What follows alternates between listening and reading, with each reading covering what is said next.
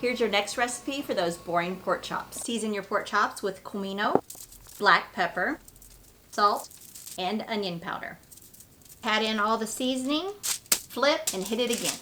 Using a little bit of olive oil, over medium-high heat, sear your pork chops on both sides and set aside. Add in 1 onion and saute until tender. Some garlic. You can use fresh garlic as well. Saute for just a few minutes. Pork chops back in right on top of the onions and the garlic. You just stack them on each other. Add in your rinsed pinto beans. Yes, you can soak them, but I prefer not to. Water to cover. Red Gold's diced tomatoes with green chilies. And also their roasted garlic tomato paste.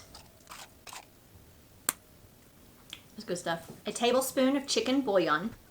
Did you know that Red Gold can trace every single can of tomatoes back to the actual field it was grown on? Add bay leaf, over medium heat, cover, and sit back and relax. Add more water as needed. It's been an hour and a half. The pork chops should start to fall apart. Yes. If you have little ones, right now would be a good time to pull out the bones. Turn it down a bit to medium-low and continue cooking. Salt to taste. Cilantro, stems and all. And voila!